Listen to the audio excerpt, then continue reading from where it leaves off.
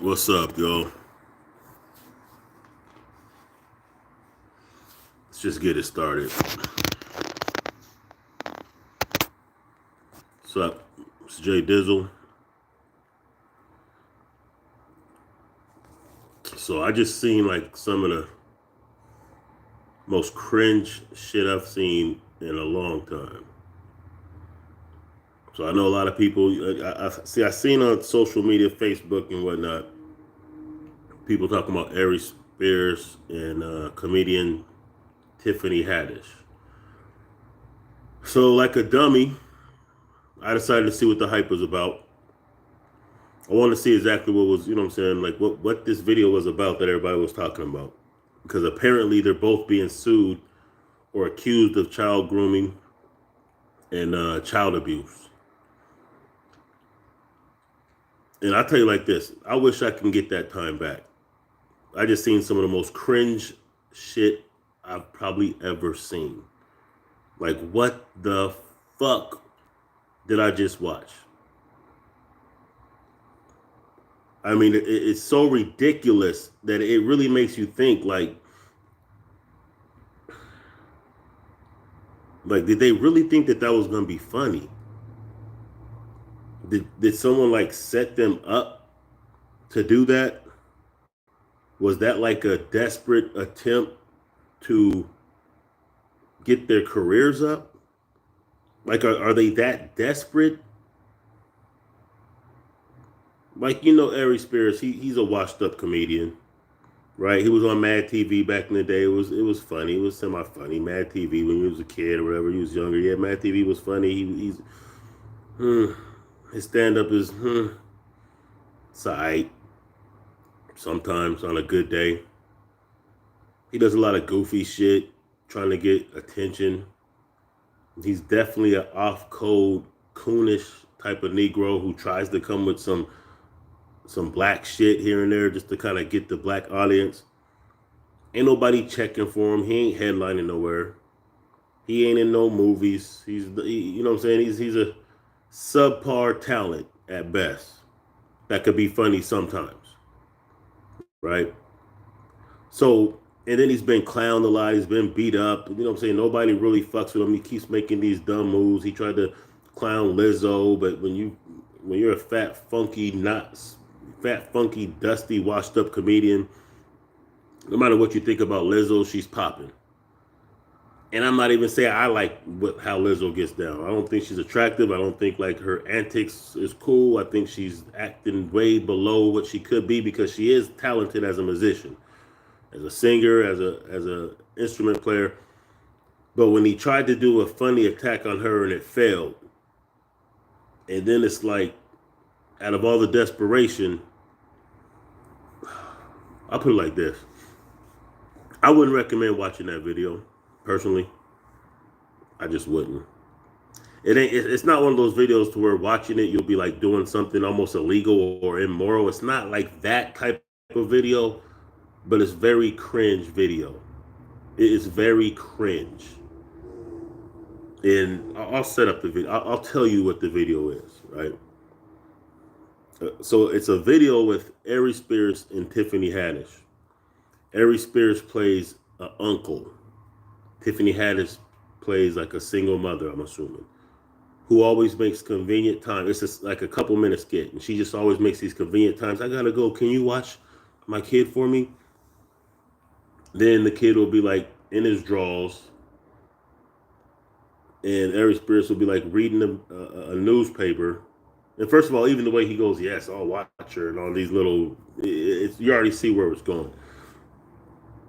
And it's a little kid, like it's a real little boy. Like whoever let their child play this role,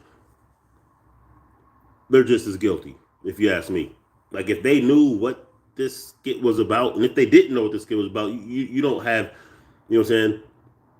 Why would you have your child? I have a daughter. She does plays. She does, you know what I'm saying, little ballet when she was younger. Now she's into dancing and, hip hop style dancing and stuff like that, singing and stuff. There's no way as a father, as a parent, I would ever recommend you allowing your children to get into any type of entertainment situations, Hollywood type situations, without knowing exactly what, you know what I'm saying, the skit was, or the play is, or the script is, and without being there as well, especially for a child of the age of this child on this video. So within the video, what happened is he was babysitting as the uncle, as Tiffany Haddish would go out and kick it or whatever. In the first scene, the little kid was like in some drawers, playing with Tonka toys or whatever on the floor. And Aries Spears is like reading a magazine, and he drops the first magazine, the first newspaper page. Then the second page had two little holes cut out so he could watch the kid. And as the kid is playing, they start zooming in on his little booty, and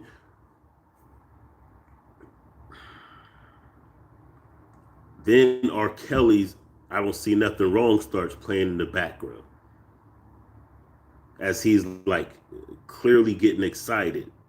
Like it was cringe. It was total like who said this was funny? Who greenlighted this? How'd they go through shooting a whole skit of like 3 or 4 scenes, and not at one point did they say, you know what, this just might not be funny. This might be a little like, I understand like comics, they try to get edgy.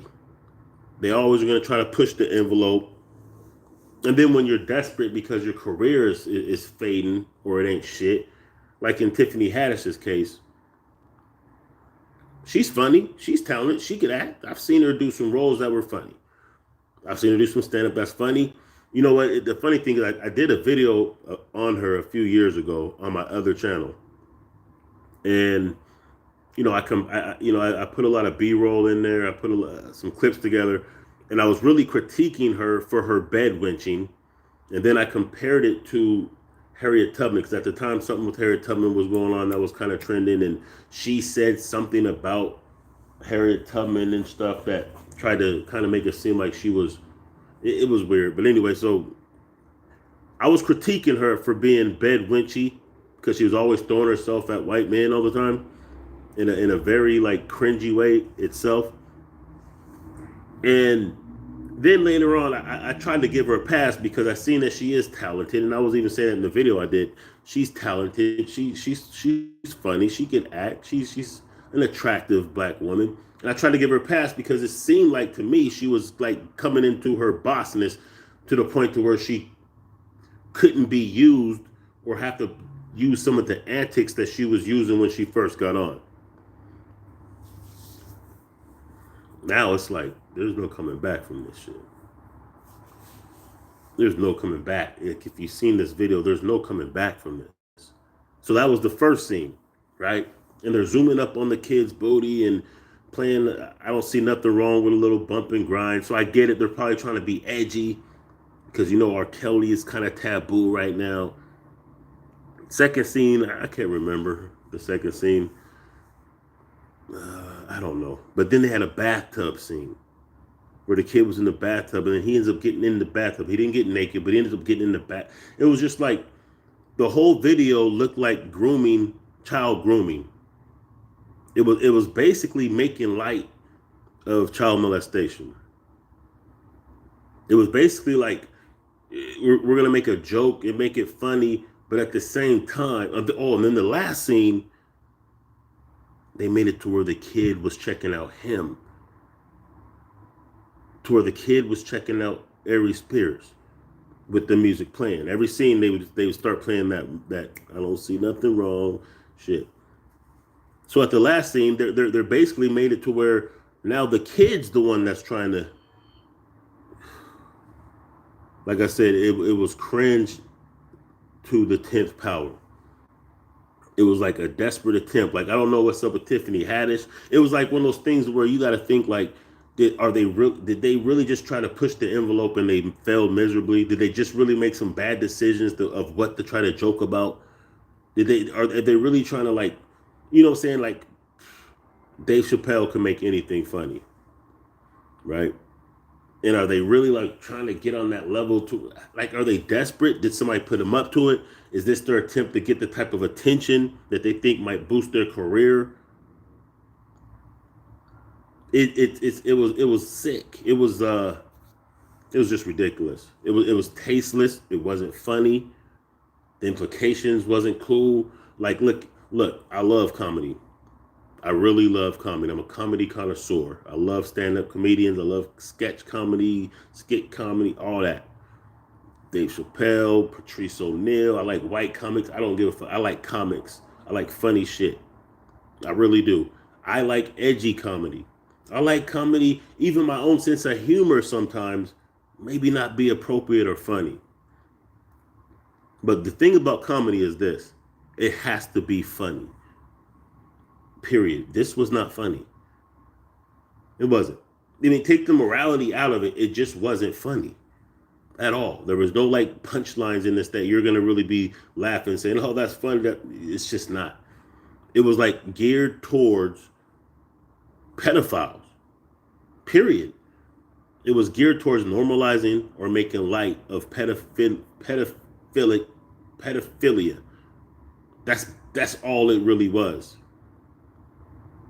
I don't even understand how Tiffany Haddish, someone who's been in big blockbuster movies, someone who has connections to the likes of Kevin Hart, who had her own Netflix comedy series, like she can't be that desperate or that foolish to do something like this. There's something wrong with both of these motherfuckers. Like, we know Hollywood is weird. There's something wrong with them. It's the desperateness, whatever it was, that would make them even try to pull off that skit was ridiculous.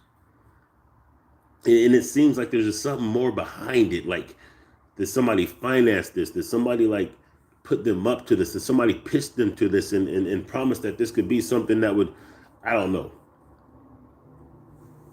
But it was ridiculously cringe, ridiculously just not funny. Like, if it was funny in the through the realms of comedy, if it's funny, you can get somewhat of a pass, right? But this wasn't even funny. It was highly inappropriate, and it definitely wasn't funny. It was cringy. It was sick, and it did look like an attempt to groom, without a doubt. It looked like an attempt to groom, and it looked like a desperate attempt to get attention,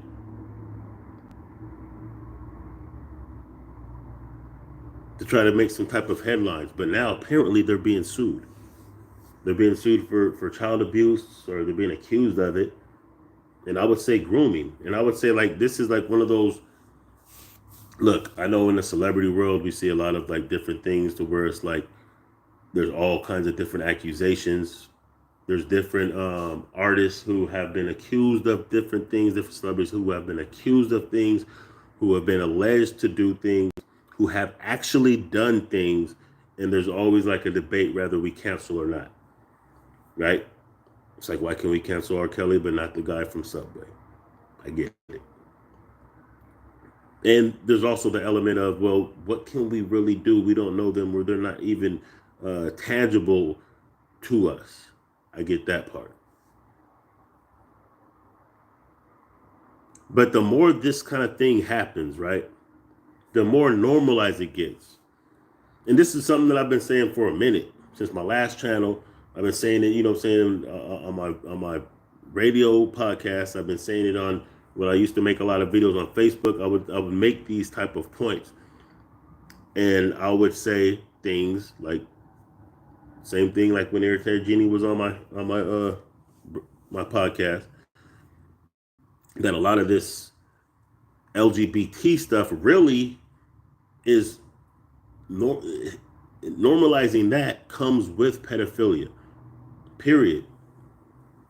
You're normalizing abnormal behavior of those who typically were sexually traumatized, because most, let's just keep it a buck, a very high percentage of LGBT community were sexually traumatized. Period.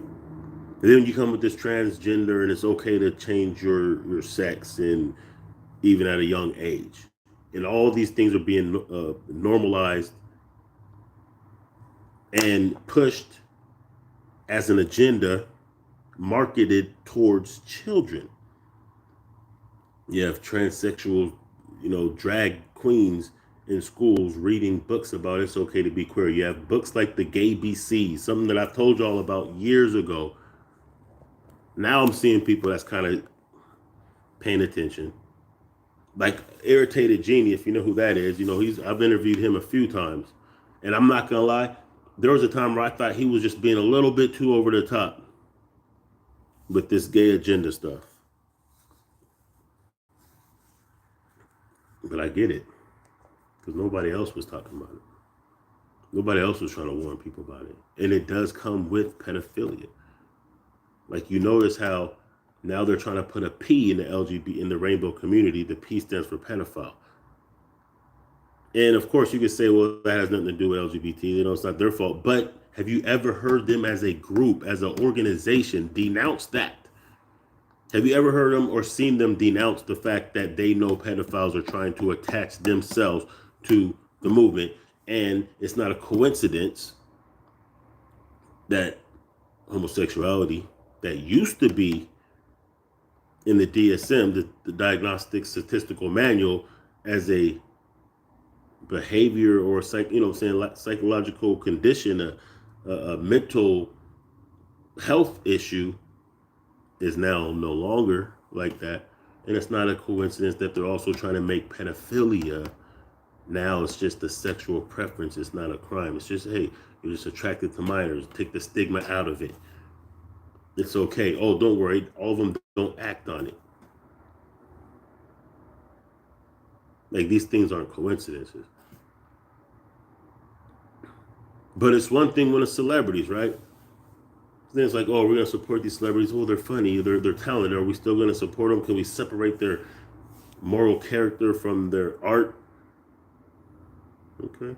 Those are questions you have to ask yourself. I can't give you the answer to those questions. What I would say personally is we better be careful about what type of stance and what type of support or what type of, or not issuing some type of consequences for certain things. And it's even deeper than celebrities because, if you watch this channel, you know that I spoke about Tarka Bay more than a few times. Tarka Bay, also a sex offender.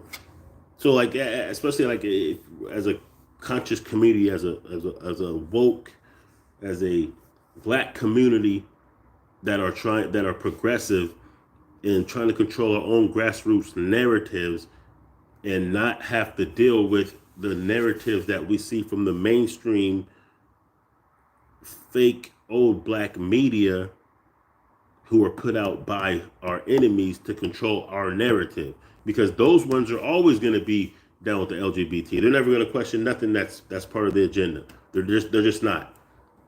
If there's a difference between, okay, these people are gay and these people are hyper sexually pushing their orientation. You know what I'm saying? Because in many cases, why would we have to know? But there's a reason why these things are being pushed a certain kind of way. There's a reason why these fake news, this fake black news media always goes pro-LGBT movement, never questions it, always goes pro-tranny, always pushes the most ratchet things in our community. There's a reason why, some of these ratchet entertainers get all the highlights, but those who are really doing some positive things and that are still talented, they don't get those type of plays. There's a reason why mumble drill rap gets thousands of streams and lots of coverage, but then a Lauryn Hill, fully clothed, more talented than all these other female rappers, and there's no disrespect to the other ones, you won't hear nothing about her dropping an album.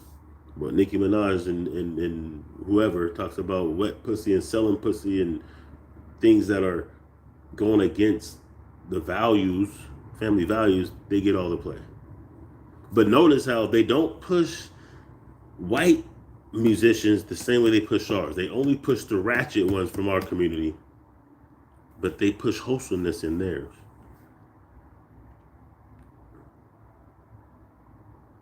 And part of the ratchetness that they love to push on us is anything that's unhealthy lifestyles. And this is not to say that if you're homosexual that there's something that you're a bad person, you don't deserve to be treated like a human. I'm not saying this. I'm saying that there's an agenda, and part of that agenda obviously comes with compromising children. And if you see this skit, you'll understand exactly what I'm saying. And these are the kind of things that a lot of us told you were coming years ago. Like, this is where they want to go with it. Like, even if you just like watch little different cartoons and different things, you'll just different little sitcoms. I don't watch too much TV, but it's so obvious and it's so daytime brought. It's out there to the point where they have shows dedicated to trying to normalize certain things.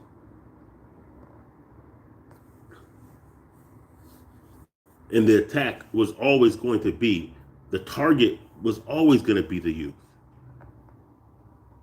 First, they neutralize us to not either you have to accept it or you have to be silent about it. Because if you question it, you're the weirdo. This is the narrative that they push out. And they do this and they throw these little tests out there, these kind of little things like this particular skit, just to see the temperature. So they'll probably fall back on it and they'll come back later with something else.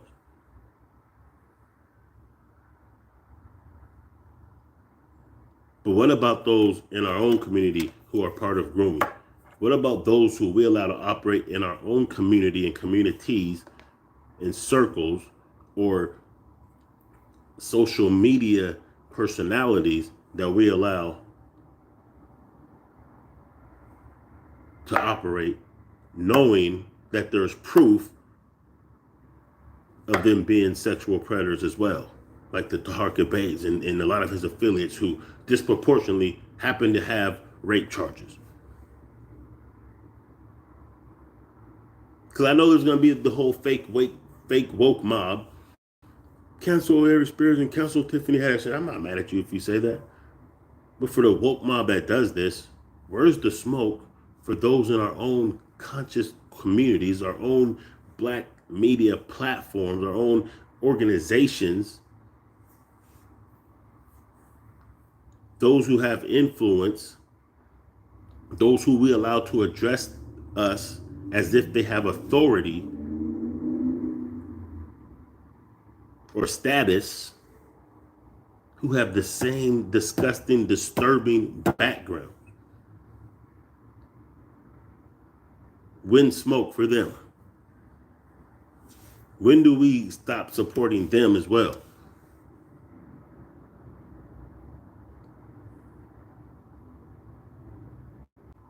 Ignoring these kind of things is a bad look for all of us. If we don't self-regulate, if we don't regulate ourselves and our own image and control our own narrative, and that means getting down and dirty and gritty and making sure we don't support certain things, that we voice our disgust with certain things, condemn certain things, don't allow them to be associated or affiliated or represent us.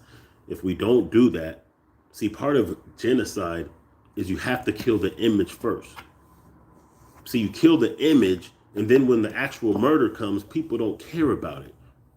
People are complacent. They'll allow it to happen because subconsciously they've been programmed that, well, these people deserve to, or are not productive, or their life means less or nothing.